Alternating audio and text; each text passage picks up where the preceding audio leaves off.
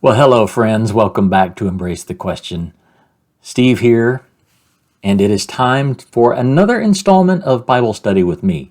We're still in Genesis, chapter 23. The story of Abraham continues. We are covering some ground here.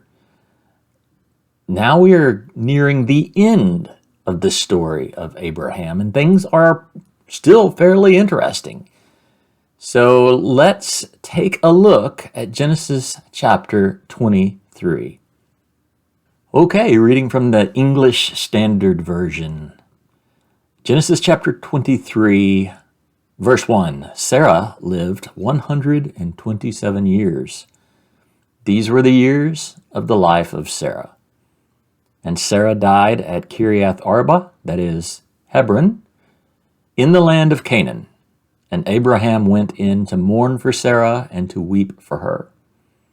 And Abraham rose up from before his dead and said to the Hittites, I am a sojourner and a foreigner among you. Give me property among you for a burying place, that I may bury my dead out of my sight. And the Hittites answered Abraham, Hear us, my lord. You are a prince of God among us. Bury your dead in the choicest of our tombs.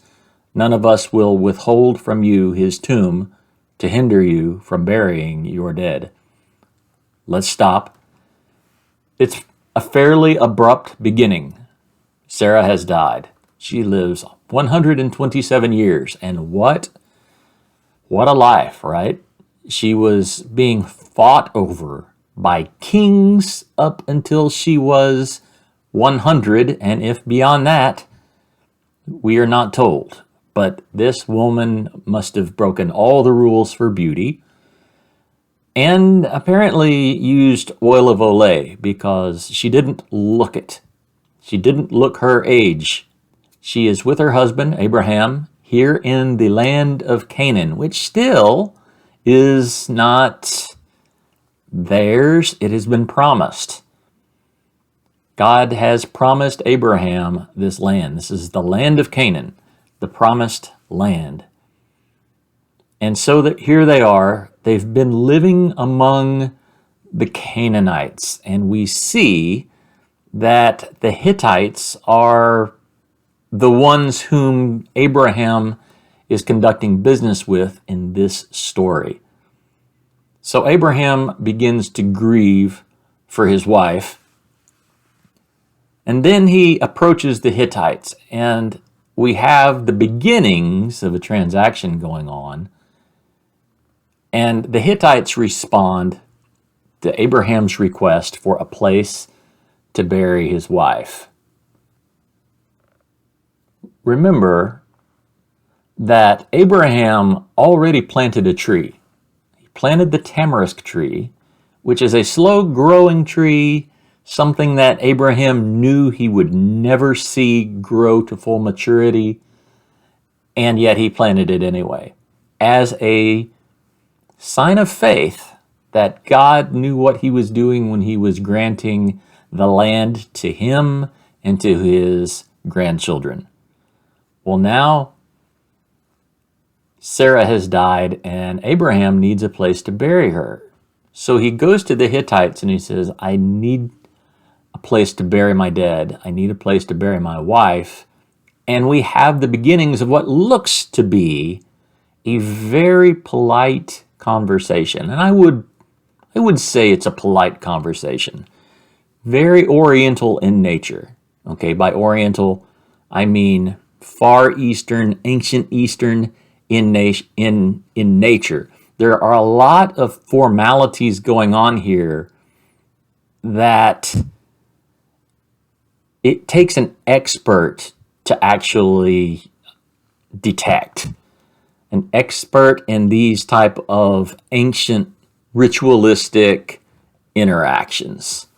And I am not one of those. I am not one of those guys, but after reading some about these things, I've been able to pick up on a few things. So as I said, this looks very polite. It looks very generous from the heathen Hittites. Hear us, my Lord, you are a prince of God among us. What are they saying? Well, remember that the Hittites don't believe in the same God that Abraham believes in. Abraham believes in Elohim, the word here, but Elohim is a bit of a generic term. God, gods. Abraham is a believer and a follower of Jehovah, but the Hittites are not. So they are using a term for God in a manner of respect for Abram or Abraham. You are a prince of God among us. So they are being very polite. Bury your dead in the choicest of our tombs. There's not any of us that would withhold land from you so that you could bury your dead. Okay, let's see where this goes. Verse 7. Abraham rose and bowed to the Hittites, the people of the land. And he said to them, if you are willing that I should bury my dead out of my sight, hear me and entreat me for Ephron, the son of Zohar, that he may give me the cave of Machpelah, which he owns. It is at the end of his field. For the full price let him give it to me in your presence as property for a burying place. So when he says that he may give me, he means that he may sell me.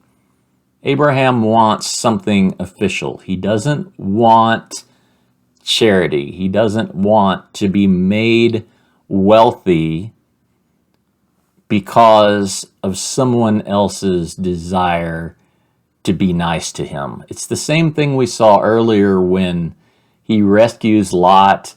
He rescues the people of Sodom and Gomorrah, and those kings attempt to reward him. And he says, let not anyone say they've made Abraham wealthy, right? This is the same thing going on, all right? Now, Ephron is the guy that owns this field, and it's in Kiriath Arba, which is Hebron. This is in Israel proper, right outside of Jerusalem, right? This is synonymous with Israel. So we know that the promise has come to pass, obviously, in these days, but it had not yet come to pass in those days. And Abraham has located a place that he desires to bury his wife, and he also figured out who owned the property, a man named Ephron, the son of Zohar. Okay, let's keep going. Now Ephron was sitting among the Hittites. And Ephron the Hittite answered Abraham in the hearing of the Hittites, of all who went at the gate of his city. So they're at the gates where all transactions occur, all legal transactions. No, my lord, hear me. I give you the field, and I give you the cave that is in it. In the sight of the sons of my people, I give it to you. Bury your dead. Then Abraham bowed down below or before the people of the land, and he said to Ephron in the hearing of the people of the land, but if you will, hear me. I give the price of the field. Accept it from me, that I may bury my dead there. So part of what's going on here is the interaction to determine whether or not these parties are willing to do business with one another. Ephron is saying, yes, I'm willing to do business with you. Take the field. You can have the field. That isn't necessarily what it looks like face value. He's saying, I'm willing to do business. Me, I would be willing to say, thank you very much. I appreciate it. See ya. But that's not what was going on, and that's not what was acceptable to Abraham. So Abraham says, no, accept from me a price. And Ephron answered Abraham, verse 14, my lord, listen to me. A piece of land worth 400 shekels of silver. What is that between you and me? Bury your dead. So he's just named a price. Okay, this is the process. He's just named a price. Incidentally, verse 14, that should be on your memory verses for the week, right? Ephron answered Abraham. All right, let's keep going. Abraham listened to Ephron, and Abraham weighed out for Ephron the silver that he had named in the hearing of the Hittites, 400 shekels of silver, according to the weights current among the merchants. Okay, it should be noted that Israel did not begin to coin money until after the captivity. That's after the Babylonian captivity.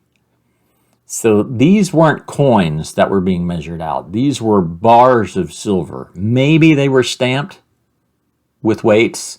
Maybe they weren't. We don't know. But they had a measure according to the merchants that they used.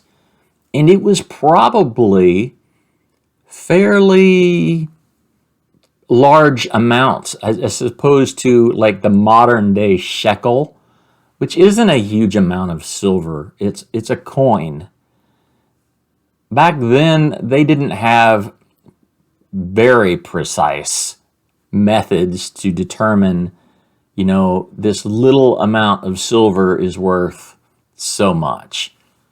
No, they had rough estimates that they used to trade these chunks of metal. And so that's what they were doing, is weighing out roughly, probably fairly large amounts of money here. Okay, so by money, I mean precious metal. So, verse 17.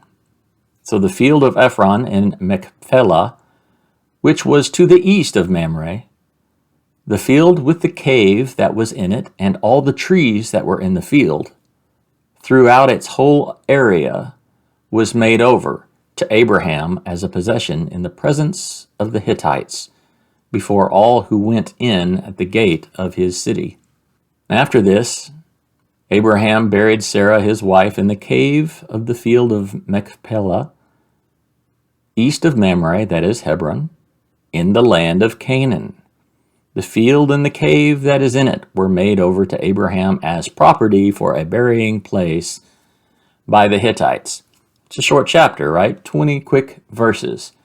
And it takes a little bit of mining to get something really significant out of that. But here's what occurred to me as we were going. This whole chapter begins with a statement. Sarah lived 127 years, and these were the years of the life of Sarah. So what we have here is a transaction for a piece of the promised land actually purchased by Abraham. And what caused this? A death. The death of his wife. So we have a promise. I was thinking of the levels of transactions that occur all the time. There are different levels that we respect, or some methods more respected than other methods. But let me give you an example. A promise to Abraham is a promise by God that you will own land. That's as good as in the bank, would you not say? And yet, that particular promise is not very much regarded by the world. The world doesn't care about what is promised by God. The world will ignore that. And when the promise occurs, the world will scream about it, right? Secondly, we have the transactions that go on in the courts of men, the civil legal transactions. That's what began here at the gates of the Hittites. Abraham did a literal monetary legal transaction for a piece of property in the middle of enemy territory, so to speak, in the middle of a promised land that was still inhabited by Canaanites. To me, that's interesting. Now, there are other levels of transactions that occur. The next one is a little bit looser. They get a little bit looser as we go. I would give an example of like manifest destiny back in the 1800s, the Homestead Act, which was when the government of the United States back in the 1860s said, ready, set, go, and people would just rush out and stake claims to land. Now, there were stipulations like you have to improve the land. You only get 160 acres of the land. So there were still rules, but it was first come, first serve. That's a different type of transaction where you get to go and grab.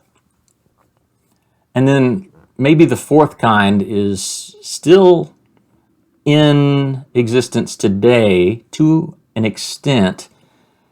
It's more like squatters' rights, where you find something that is not inhabited, nobody's claimed it, nobody is really